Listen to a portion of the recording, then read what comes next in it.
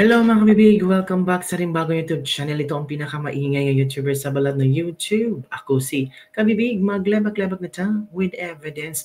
Pasensya no, baka sabihin nyo namang dugot-dugot ko. It's because of my laptop kasi ang pangit ng kanyang camera. Oo, yun talaga. Kailangan nating mag-vlog para sa inyo. And also, parang ano na natin to tawag dito, panghimaga sa buhay ating chika-chika. Ito na kabibig. Baka may gusto mag-sponsor yun ng laptop. Joke naman yan eh. So ito na kabibig. Ito ang storya na ating ichika-chika ngayon. Ako po, ito na. Grabe. Bastos. Oh, nilindol na nga ang Bugos City. Tapos si Bibim hindi niya alam na grabe. Tapos nagbebenta pa ng 20 pesos na kilo ng bigas sa mga na biktima ng lindol. Uy, ano ba naman yan? Grabe, as in na-shock ako. Nakita ko ang post ni Tio Moreno ba? Tapos confident na confident pa ang Department of Agriculture na nagbebenta sila ng 20 pesos na kilo ng bigas sa mga nabiktima ng lindol. Hindi pa pwedeng ipamigay nyo na lang yan? Tapos bukas pa daw pupunta si BBM sa sa Bugos City. Sa Cebu, bakit ba kagabi naglindol? Ayoko kabibig. Eto kabibig, hindi pala niya alam. May naglindol yata. Grabe si BBM, yata pa yun. Yata pa ang ginamit niyang word. Naglindol yata sa Cebu. Wow! What a big word, yata. So ito kabibig ha, may papakita akong post sa inyo ni Tio Moreno, mga kabibig. Alam mo naman si Tio Moreno talagang solid na yan. Ito yung post ni Tio Moreno. Ito. Nagbenta pa si BBM. Tingnan nyo. Kadiwa ng Pilipino. Sa Daily Tribune yan ha. Basa nyo naman. Kita nyo naman. Daily Tribune yan. 20 pesos rice for earthquake-affected areas. Grabe. Grabe. Agriculture Secretary Francisco Tio Laurel Jr. announced Wednesday that the government is activating its 20 pesos per kilogram rice initiative in the earthquake-affected areas, including Cebu, Masbate, Eastern Samar for 1 month. Hindi ba pwedeng kahit 50% off na lang? Or ipamimigay nyo na lang for a month? Diba? Sabi dito, as of the moment, we are food secure. We have enough supplies. I have already opened the 20 peso rice program in the affected areas for everyone for at least 1 month to help while recovering. Oh, grabe. Parang sabi ni Tio Moreno, ang post ni Tio Moreno, PI mo, Bongbong Marcos. Ito yung time na mamigay ka ng ayuda. Hindi yung magbenta ka ng 20 pesos per kilo of rice sa mga biktima ng lindol. Ito ang komento ng mga netizen. Nagbenta pa ang hayop daw. Sabi ni Miguel Baker. Nako, sabi. Sino ba Miguel? Wala na dyan na maong ambong gamit. Kanusa pa man ka atakihon bong. Diba? Ako rin naluoy aning bongbong kung ano-ano mga gimmick ang gagawin. Huwag yung ipakain sa mga bata yung bigas na yan. Sasakit siya nila. Magaya sila sa pamangkin ko na nagsukaan sakit ng siya dahil sa NFP na yan. From Norjef Malake, Kalaman. Ito. Dapat lahat ng nalindol bigyan ng cash para maibisan, mabawasan man lang ang kalukutan nila. Sa laki ng ninakaw ng mga politiko, ibalik nyo sa mga nangangailangan. Ito pa. O mga soki, dito na tayo bagsak presyong divisoria, 20 pesos ang kilo ng bigas. Ano kayang feeling ng mga loyalista ngayon, no?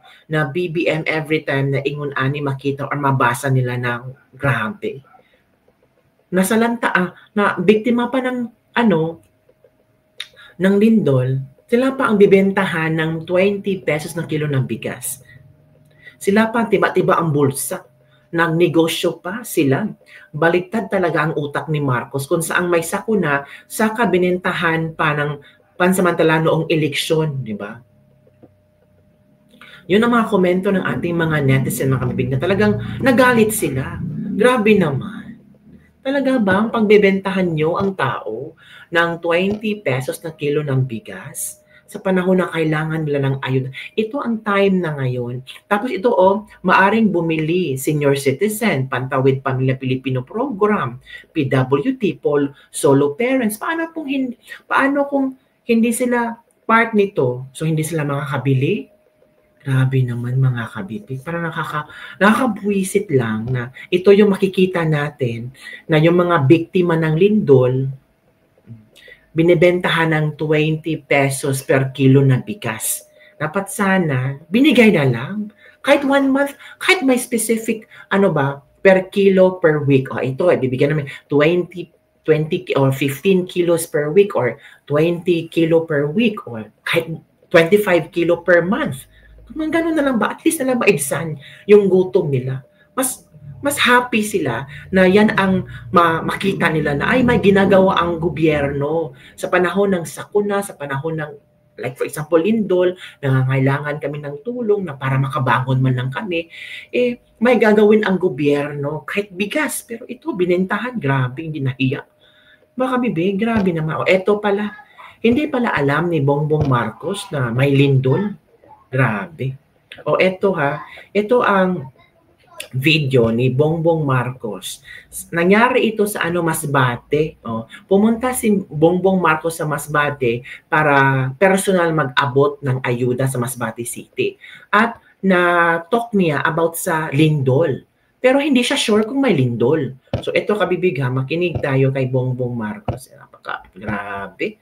Hindi niya alam kung may lindol ba or wala. Ito kinig tayo. Kung makita po ninyo, ang pagpunta po namin dito ay kasama po natin ang iba't ibang kalihim ng mga iba't ibang departamento na nandito upang magdala ng tulong dahil napakabigat ang pagkatama ng opong dito, lalo-lalo na dito sa Masbate.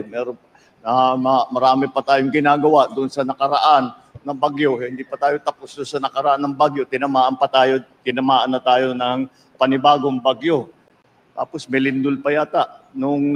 May lindol pa yata? So, hindi ka sure na may lindol ang Cebu? Hindi ka sure na na-experience ng mga Cebuano ang lindol kagabi? Parang what a word yata. Kagabi.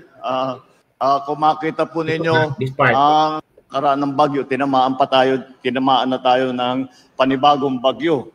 Tapos may lindol pa yata kagabi. Kung makita po ninyo, tinamaan na tayo ng panibagong bagyo. Tapos may lindol pa yata. May lindol pa yata. Ito. Hindi ka sumusunod sa schedule ang bagyo. Di pa sure. Diyos ko, Marcos, utang na loob, magkusa ka na lang bomba. Isa pa tong tanga, lumindol na dahil sa pinagawan yung grabe. Yata. So it means hindi mo pa sure. Huwag ka na lumabas, malas ka. Di po sir. Naglalaro lang siguro ito ng ML kasi walang alam sa nangyari sa bansa. Ito. Wala ka, hindi na, 5 days na ata pumunta. May lindol pa ata, hindi mo pa sure. Ito, walang alam ito bangag na bangag. Yun ang komento ng ating mga netizen na talagang grabe, Marcos, hindi mo alam na may lindol pala ang Pilipinas. Nilindol pala ang mga Cebuano kagabi. Tapos ata yung words mo, ano ba yan? So yun kabibig, ang ilang mga komento ng ating mga netizen, hindi lang yung galit nila sa ano bang nangyari, Bongbong Marcos? Parang wala ka sa katinuan. Hindi katulad ng ginagawa ng OVP. Grabe kabibig. To the rescue agad-agad ang OVP kabibig. Kung si Bongbong Marcos ay magbebenta ng 20 pesos per kilo na bigas sa mga nasalanta naka-experience ng bagyo, bagyo pa lang, lindol, ito mga kabibig. Ito na ang ginagawa ng Office of the Vice President. Ang Office of the Vice President ay handa na sa pamimigay ng ayuda. Pero si Bongbong Marcos hindi pa nga niya alam kung ano ang gagawin niya kasi hindi pa niya alam na may tawag doon? Ito pa City Hall of Davao. Yan. Ngayon from the people of Davao City. Yan. Ready na ang mga Davaoenyo na tumulong sa mga taga Cebu. Pero si BBM, hindi pa niya alam kung meron bang lindol o wala. May lindol yata. Di ba nakakatawa? Nakakatawa lang. Sa mga, ano ba? Anong nangyari kay BBM? Di ba? So, eto mga kabibig, kita nyo naman na nakahanda na ang City of Davao. Ngayon, ay, ewan ko mga kabibig. Parang, wake up, Bongbong. Oy, hindi nagbibenta ng 20 pesos per kilo ng bigas. Huwag naman po magbenta doon sa Cebu ng 20 pesos ng kilo ng bigas. Diba? Nakakahiya naman. 20 pesos kilo ng bigas. O, ito pang isa kabibig ha. Ito yun yung post ni Tio Moreno. Tingnan natin ha. Tungkol sa kay Office of the Vice President. Grabe. Ito O yan. Ito yung nangyari Diba? Agad nandun ang Office of the Vice President. Hindi nagbebenta ng 20 pesos per kilo na bigas. Namamahagi ng ayuda. Tapos sabihin nyo na, ano bang ginagawa ng Office of the Vice President? Wala naman yatang ginagawa yan. Eto na. Nakita nyo naman, OVP. Diba? Nakapila ang mga tao para mamigay. Tingnan nyo. May pagmumukha ba ni VP Sara? Wala. Tingnan nyo. Diba? Ano masasabi nyo dyan? Naku, fake yan. Edited yan. Wala si Sara, nagtatago. Yun talaga palaging sinasabi nyo, no? Yun na nga ang sinasabi natin, kabibig. Yun na nga ang ating sinasabi. So ano ang iyong komento hindi dito mga kabibig? Ano ang iyong reaction? Na magbebenta pa sila ng 20 pesos kilo na bigas sa mga biktima ng lindol. Ay nako. At hindi pa alam ni BBM kung meron bang lindol na nangyari sa Cebu at sa ibang parte ng Pilipinas. Parang sumakit ang ulo ko noon na. Parang ano bang nangyari kay BBM? Bakit ganito yung mga statement niya? Parang ang gulo-gulo ng Pilipinas tapos ito yung statement niya. Ayaman to kabibig. Uy, ano ang iyong komento hinggil dito? Ay nako, parang yun kabibig. Don't forget to like, subscribe, and share this video. And we're hoping and praying na sa mga biktima ng lindol sa Cebu, sa northern part of Cebu, kahit masakit man sabihin nito, sana unti-unti tayong mag-move on, mag-recover. At I'm sure na ang ating napakabuting governor of Cebu, na si Governor Pambari Cuatro, nako grabe talaga si Pambari Cuatro, nandun na sa Bugo City early in the morning para tumulong, para matingnan kung ano ang pwedeng maibigay sa mga taga Cebu at yung mga lugar na kung saan napinsala ng lindol. And I'm sure natutulungan po kayo ng governor ng Cebu and all the LGUs na makabangon ang mga nabiktima ng lindol. At yung mga namatayan, condolences po. And I'm sure na marami pang tulong. I'm sure marami talaga. May mga nurses, mga doctors, mga private people and persons na talagang willing pong tumulong mga kabibig. So yun lang po kabibig ang ating latest Libag-Libag for today. Don't forget to like, subscribe, and share this video para sa mga latest trending news na ating pag-usap-usapan. Bye everyone! See you next time! Basta, grabe, nagbenta sila ng 20 pesos per kilo na bigas sa mga nabiktima ng lindol. As in, shocking. Pwede naman magbigay sila kahit 20 kilos per family or 25 kilos per family for a month, di ba? Pwede naman ganun na. Hindi yung bebentahan mo sila. Grabe naman. Ay, yung kabibig. Bye everyone. See you next time.